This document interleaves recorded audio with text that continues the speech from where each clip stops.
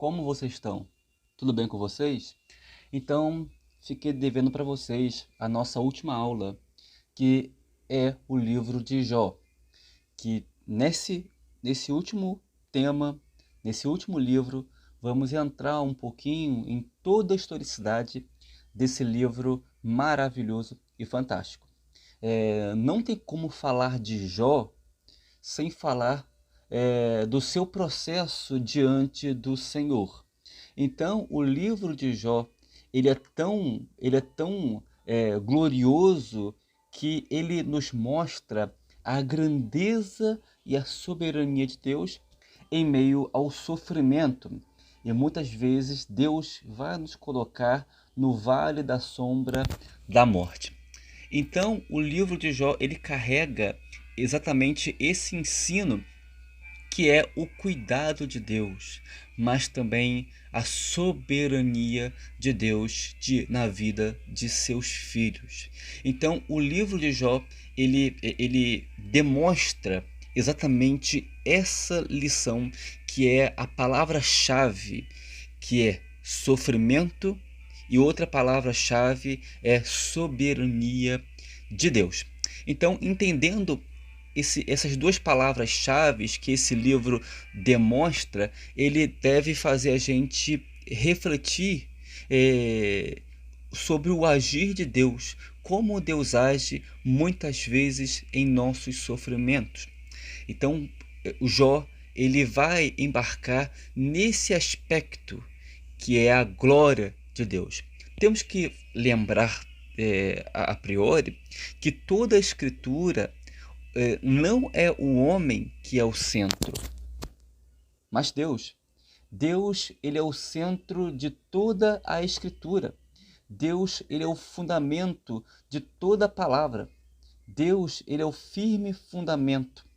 Então, o Senhor, ele é o Deus do universo. Então, ele é o Senhor e Rei dos reis, e ele domina tudo.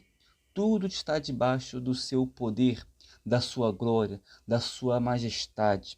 Então, Deus, ele é o suprassumo, ele é a glória de toda a Escritura e é a glória de Jó. Ele é a glória de Jó. Jó, no final, ele se deleita no Senhor. Ele jamais confia na força do seu próprio braço, da força de seus punhos, do seu ego, mas ele olha em Deus, a sua grandeza, a sua majestade, e Deus, futuramente, lá no capítulo 42, Deus se revela da forma como ele é, que é um Deus misericordioso, é um Deus que demonstra misericórdia e enche a vida dos seus servos de provisão. Esse é o livro de Jó.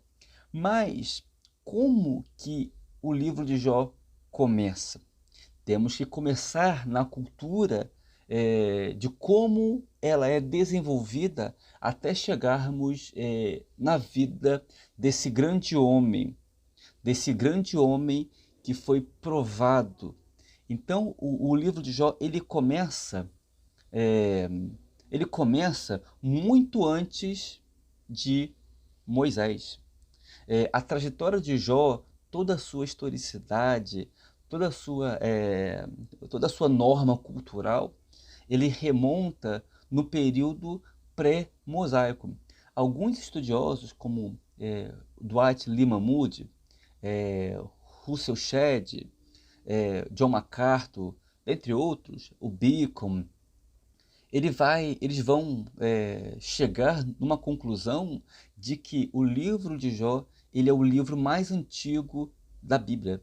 E de fato é, já que ele conta uma história pré-mosaica, logo ele é um livro mais antigo a ser escrito. E a razão para isso está em alguns pontos fundamentais que o livro apresenta. Primeiro é a existência dos sabeus. Os sabeus não existia até o período de Moisés, já que os sabeus ele remonta desde o período abraâmico, de Jacó, Isaac e Jacó. essa tribo, né, dos sabeus, que era uma tribo nômade selvagens, eles habitavam aquela região onde habitava também os patriarcas. E ali demonstra que Jó, quando Deus manda aprovação, manda o diabo tocar em tudo o que pertencia a Jó, comenta que os sabeus invadiram todo aquele ambiente, levando, tacando fogo em toda a relva, e Jó teve um prejuízo absurdo, o que denota que esse livro é um livro mais antigo de toda a Bíblia. Então, Jó, ele fazia parte dessa tribo pré-mosaica. Então, outra coisa interessante que vai demonstrar que o Jó não era judeu. Ele não era um povo da aliança de Deus. Ele era um gentio. E nós vemos claramente isso, como Jó trata Deus. E a palavra que é demonstrado no livro de Jó começa com a palavra Elohim. E a palavra Elohim, muitas vezes, era uma linguagem utilizada para se referir um termo gentílico para atribuir a Deus, e não Yahvé ou Adonai. Então, o livro de Jó, ele vai tratar logo no primeiro capítulo exatamente essa realidade. Vai demonstrar Jó como um gentio que foi temente a Deus, que foi fiel a Deus diante de um mundo pagão. Toda a cultura pré-mosaica, ele era uma cultura formada por tribos, e essas tribos sempre tinham alguém que era de alto domínio social, como no caso de Jó. Mas a questão principal aqui não era que Jó era um gentio, mas que Jó temia a Deus e glorificava a Deus e sacrificava a Deus. Não tem algum dado histórico em mãos que fala como que Jó começou a conhecer a Deus. Se foi através de tradição oral, e que Jó demonstrava um aspecto de relação com Deus, ele sacrificava a Deus, sendo que a maioria da cultura daquela época era uma cultura politeísta. Abraão veio de uma tribo politeísta, ou seja, eles adoravam vários deuses. Então Deus se revela a Abraão e Deus chama Abraão para uma obra. Então há casos de nações que Deus se revela. Um desses casos é o sacerdote Melquisedeque. Ninguém sabe quem é, mas ele não era um povo eleito, que só foi ser consumado em Abraão, mas Melquisedeque, ele reconhecia a majestade de Deus e louvava a Deus da sua grandeza, na beleza da sua santidade. Então há alguns mistérios que ainda não se fechou, mas o que podemos ter certeza é que o livro desse grande homem, ele se passava em um contexto pagão, pré-mosaico, quando não havia uma lei escrita em tábuas. Mas, de alguma forma, Deus se revelou na vida daquele homem, e não só daquele homem, mas dos seus filhos. Então Jó, ele demonstrava ser um homem temente a Deus, mas um gentio. E é por isso que, quando esse livro era lido na comunidade antiga, até mesmo no deserto, provavelmente Moisés tenha utilizado esse livro para trazer uma lição àquele povo que era um povo idólatra, um povo insubmisso. Então, para causar espanto ao povo escolhido, ao povo eleito, esse livro era lido para demonstrar o quê? Para demonstrar que o povo não tinha vergonha. Aí, qual era a lição? Mas espera aí, esse povo aí teve um privilégio de ver as maravilhas de Deus no deserto. Esse povo teve o privilégio de ver Deus trabalhando em seu favor, e mesmo assim eles são infiéis, insubmissos, eles eram totalmente homens e mulheres que não davam a devida glória a Deus, e muitos deles caíram no deserto, e vem um homem gentio que não recebeu a lei, que não tinha a lei em suas mãos, e esse homem era mais temente, mais fiel a Deus do que o próprio povo escolhido, ao qual Deus levantou para chegar à terra de Canaã. Então, esse livro demonstrava um certo tipo de vergonha ao povo, para fazer eles acordarem para a realidade que Deus usou até mesmo um gentio para ele se revelar, para revelar a sua grandeza, para revelar a sua majestade. Então, o livro de Jó, ele é um livro sapiencial, né? Porque ele vai demonstrar esse aspecto, né, de conhecimento, e alguns também vão dizer que ele chega também a um livro poético, porque ele tem poesia, tem rimas, o hebraico que o texto apresenta, a gente vê rimas, mas a grande parte dos estudiosos vão afirmar que o livro de Jó é um livro de sapiência, é um livro de conhecimento das profundezas do Senhor de Deus. Então, se nós pudéssemos formular de forma teológica, esse livro ele traça uma ideia de uma teodiceia, ou seja, um conflito do homem com Deus. Eu sei que isso aparenta ter um pouco ilógico, mas é isso. Deus ele prova esse homem para mostrar ao diabo, ao inimigo de suas almas, de nossas almas, que Jó seria fiel até o fim, denotando que Deus demonstra sua soberania em todo o seu relato que Jó passa. Então, provavelmente, Jó ele é provado. Alguns vão dizer que foram durante 3 anos, alguns vão dizer que foram durante 5 anos que esse homem foi provado e comeu o pão que o diabo amassou, literalmente. O diabo ele veio até ele, tirou tudo, até mesmo os seus filhos e a sua saúde. Então Jó ele foi um homem que sofreu. Tem aquele ditado, ele teve a paciência de Jó. E é exatamente isso, a paciência de Jó. Então Jó ele foi paciente, ele foi tentado, ele foi paciente, ele aguentou porque Deus sabia que ele ia aguentar, e Deus o sustentou na sua destra. Opa! Então, qual é o gênero literário? O gênero literário é o que o texto, o que o livro expressa. Então, aqui, a sua essência, de forma em geral, ele é uma poesia, mas também carrega um lado sapiencial, porque é um livro de conhecimento.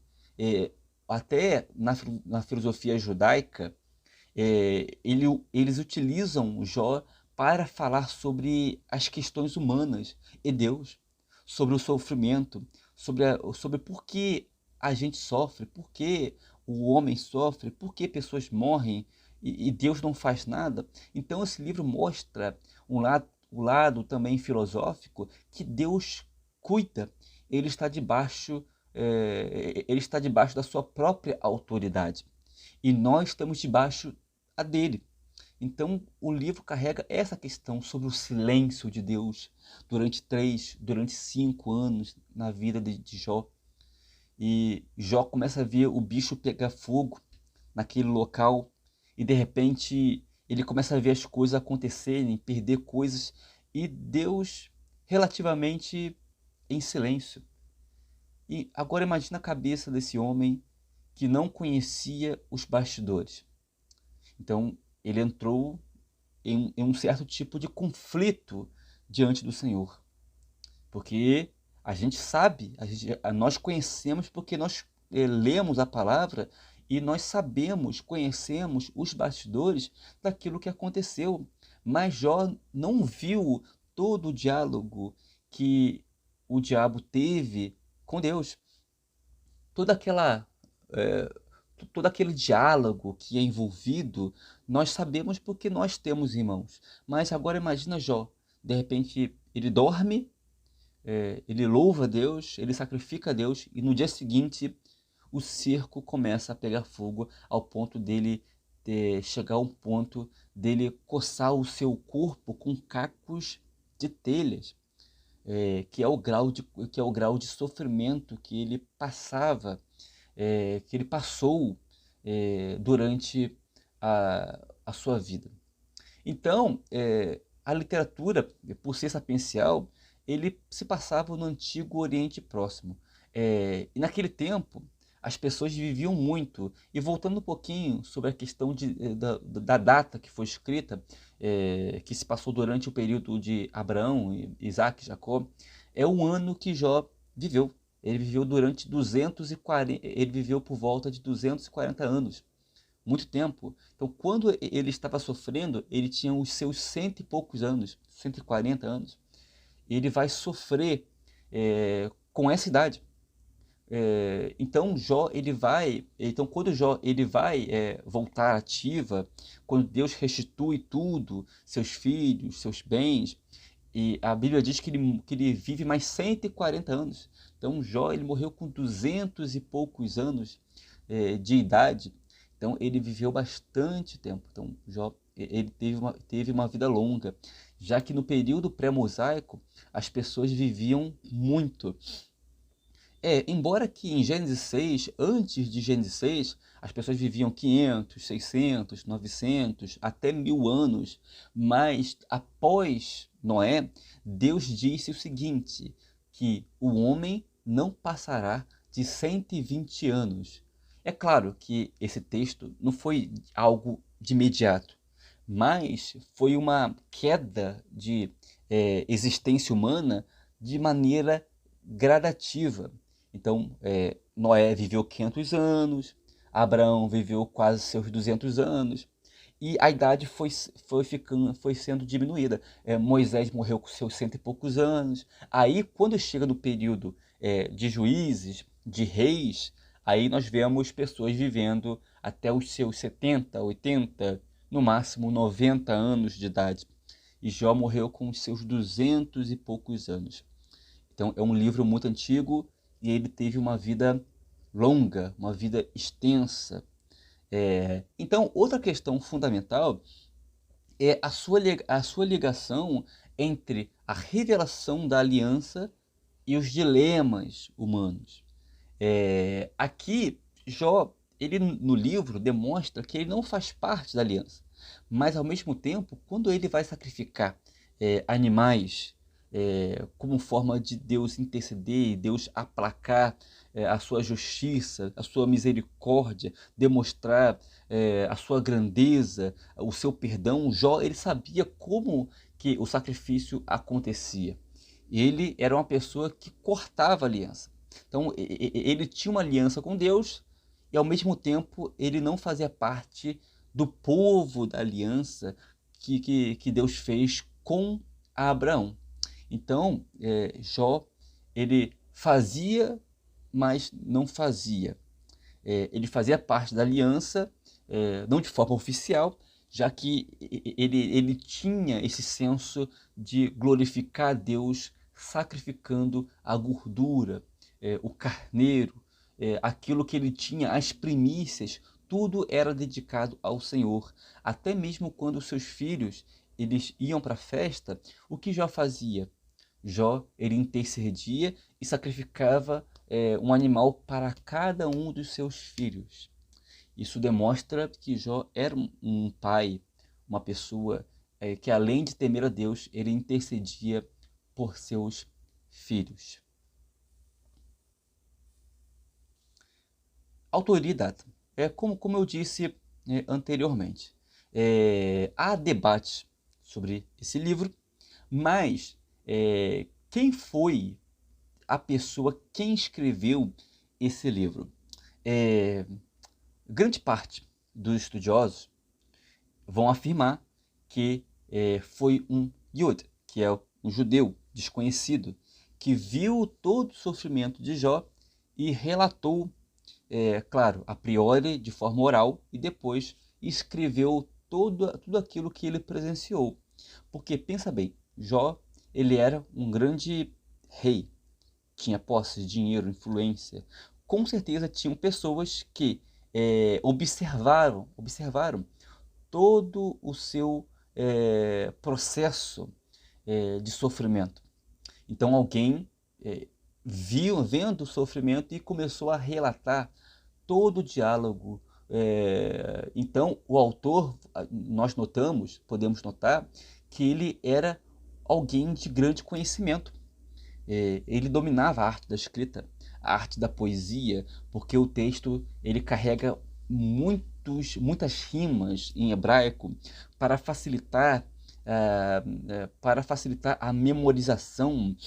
Vemos também filosofias profundas acerca do ser humano, a forma como ele expressa tudo aquilo que ele viu, ele relatou de uma forma tão precisa, tão profunda, tão humana, que Deus inspirou esse homem a escrever esse livro dessa maneira, do jeito que ele é. Então, nós vemos uma identidade muito peculiar que não vemos em nenhum outros livros da Bíblia. Esse nível poético.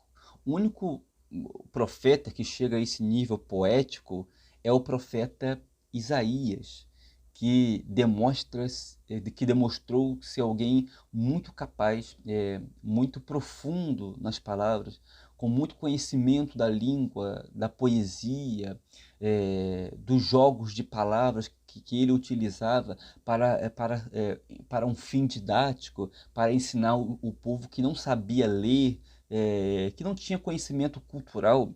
E Isaías, quando recebe as revelações de Deus, ele passa de uma maneira maestral, de uma forma mais concisa, mais aprofundada. Então, a autoria foi um judeu. E a data, não sabemos, mas a data, o número específico, tudo que é pré-mosaico, é difícil a gente tentar especular um período, uma data, já que não há um registro tão fundamentado para saber exatamente quando foi escrito, quem escreveu, quando foi. Então não sabemos de fato quem foi a pessoa quem escreveu e quando o livro foi escrito. Então é exatamente isso. Então, eu esqueci. Vamos entrar um pouquinho agora sobre as lições que o livro apresenta. Então nós vemos que o livro de Jó, em sua totalidade, ele vai nos mostrar alguns temas importantes. Alguns temas importantes. Primeiro, que é o problema da teodiceia. Então, é um conflito que carrega ali a fraqueza humana e a grandeza de Deus. Então, todo o problema moral do sofrimento, todo o problema que o texto apresenta mostra a fragilidade humana. Mostra que o ser humano ele é frágil, que nós somos totalmente dependentes de Deus. Somos dependentes da sua pessoa, da sua provisão. E não podemos fazer nada sem o Senhor. Até o Senhor Jesus diz, lá no livro de João, ele vai dizer o seguinte: eu sou a videira e vós sois os ramos. No final ele vai dizer, pois sem mim nada podeis fazer. Então, quando nós lemos Jó, esse livro ele nos humilha, ele nos mostra o que habita em nossos corações, o que de fato se passa em nossa mente, em nosso ente, em nosso ser. E Deus, muitas vezes, Ele vai nos provar, Ele vai nos testar para saber onde está o nosso coração, ou para alinhar as nossas motivações diante dele.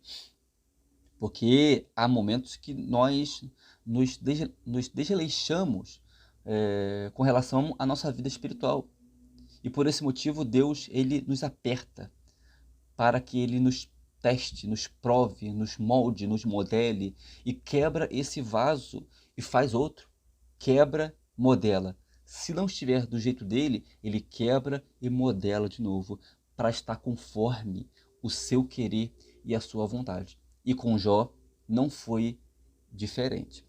Então, outra coisa que o texto, o que o livro nos aponta é a exigência de consagração total a Deus.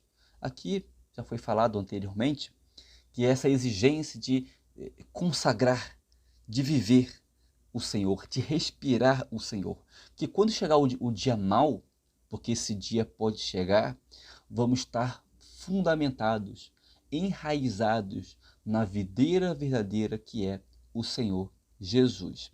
E outra coisa é o relacionamento entre a aliança e soberania divina, como eu disse no passado, lá atrás, logo atrás, no passado, e o testemunho da revelação redentora para o mundo.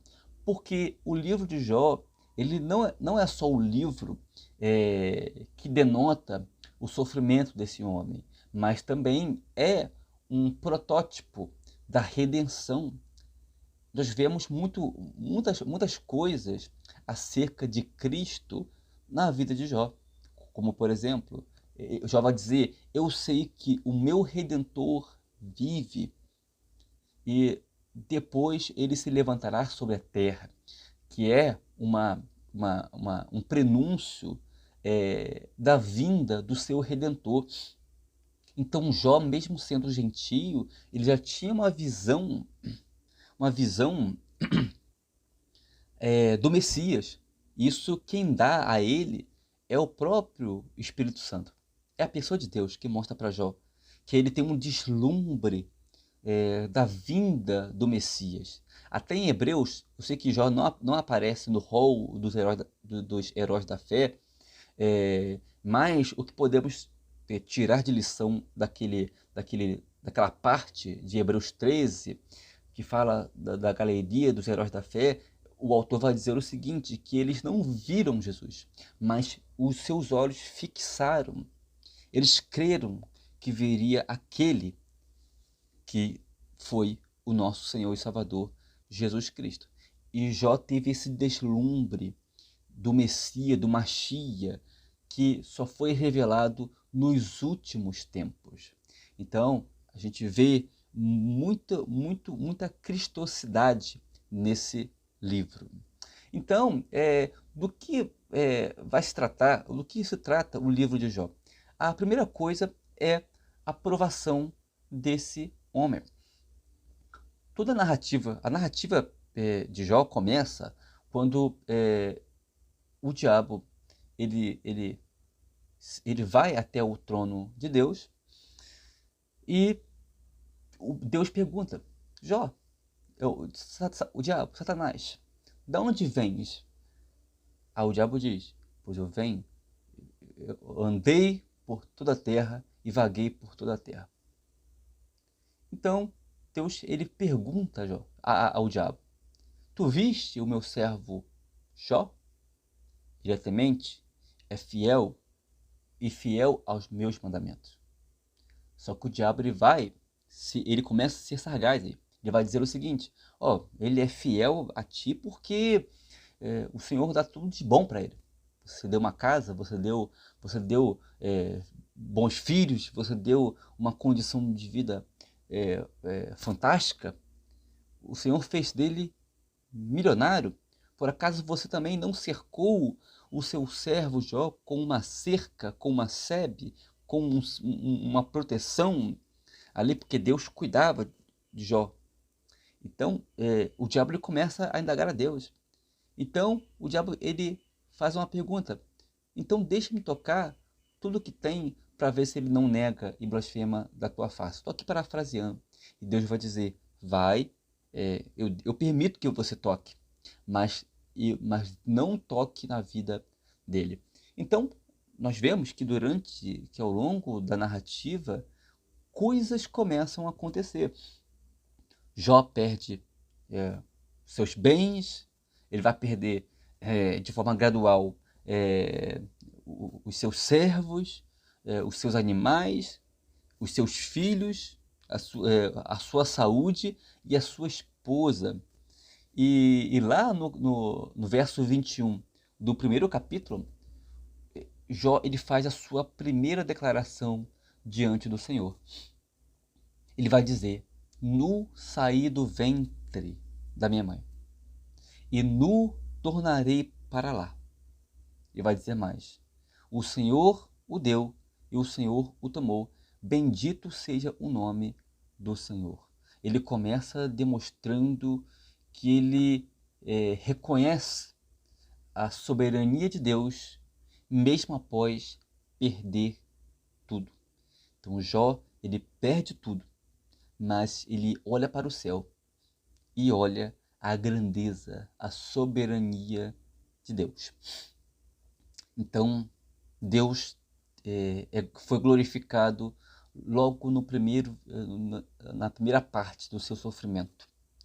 Ele deposita a sua confiança diante daquele que tudo governa e que tudo sabe. E a esposa dele, que era uma mulher nécia, ele pede para Jó blasfemar e amaldiçoar a Deus e morrer. E o que Jó vai falar? Que está no verso 10 do capítulo 2. Temos recebido o bem de Deus e não receberíamos o mal? Então aqui Jó, novamente, ele começa a fazer uma declaração extensa diante da sua esposa, que perdeu toda a paciência, cujo coração não estava firmado no Senhor, mas Jó tinha um foco, um alvo bem fundamentado, que é a glória do Senhor. Ele vai dizer, Deus nos deu tanto, e agora que Ele nos tirou esse tanto, por acaso não seria justo eu receber também o mal? Aqui ele se coloca, ele demonstra a sua inutilidade perante a sua esposa, a sua mulher.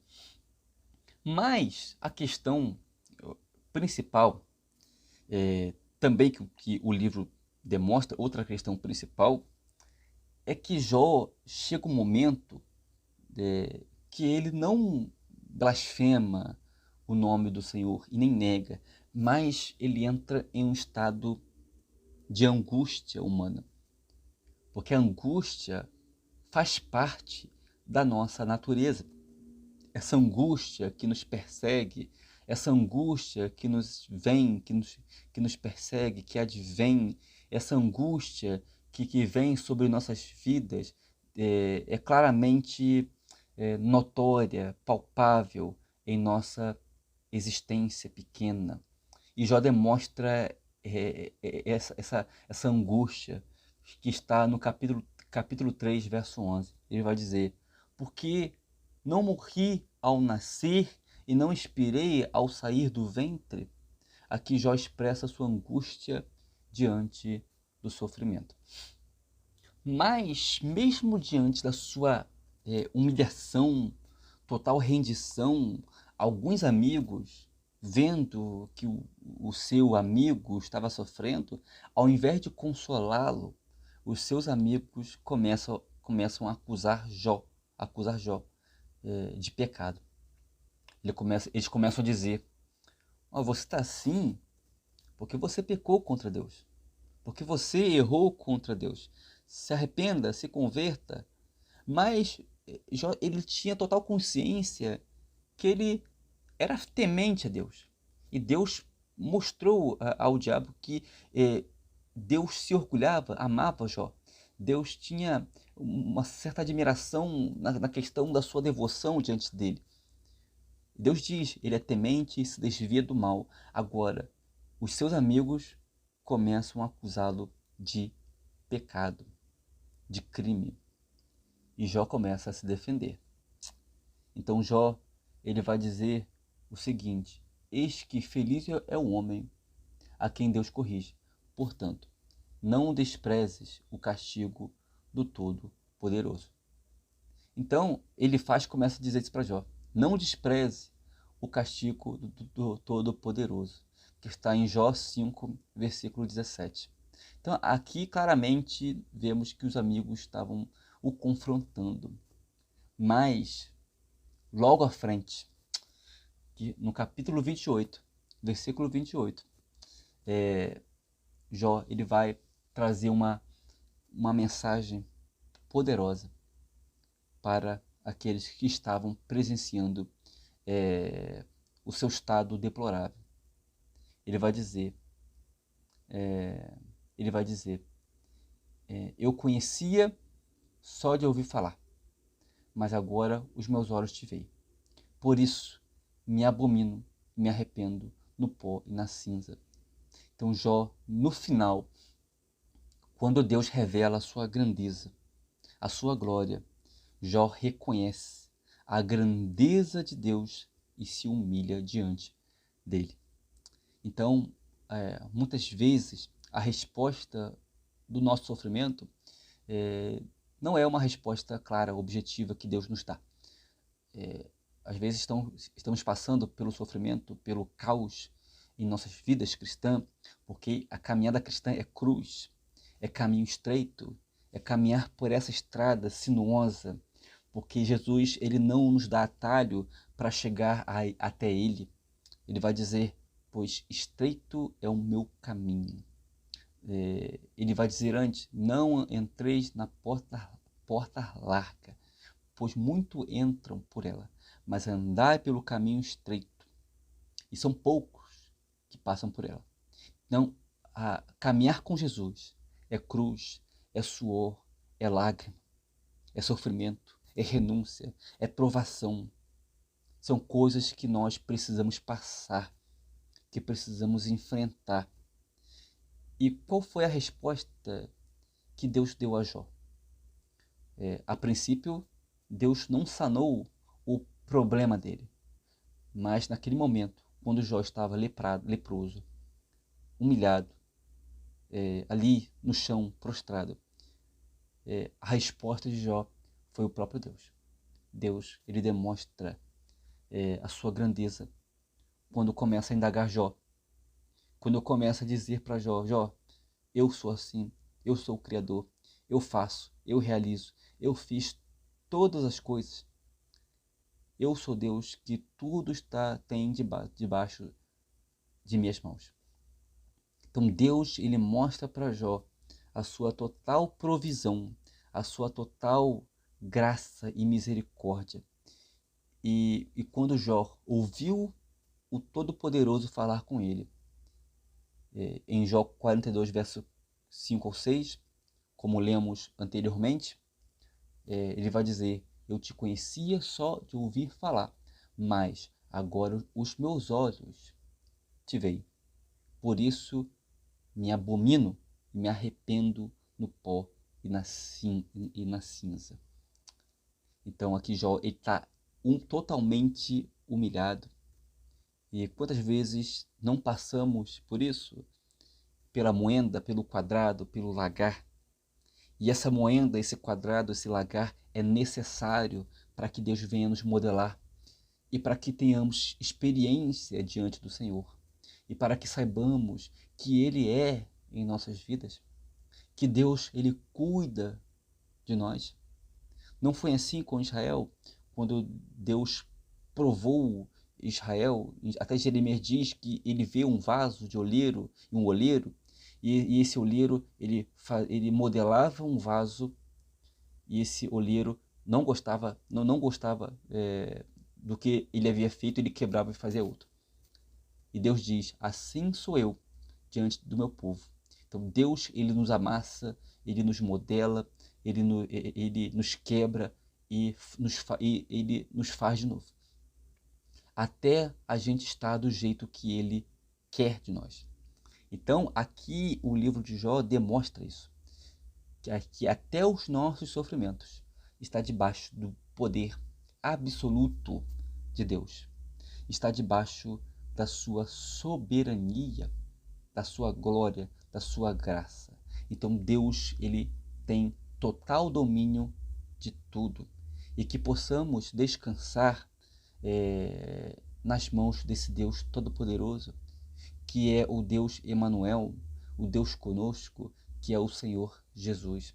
E lá em Mateus, no último capítulo, Jesus diz: eis que estou convosco todos os dias até a consumação dos séculos. Quando Jesus diz todos os dias, é todos os dias, em dias bons, em dias maus, em dias de trevas, em dias quando nós estamos cheios da presença de Deus, mas também no dia quando estamos abatidos, estamos prostrados, estamos acabados, estamos no leito, no pó. Nesses dias também Deus está conosco.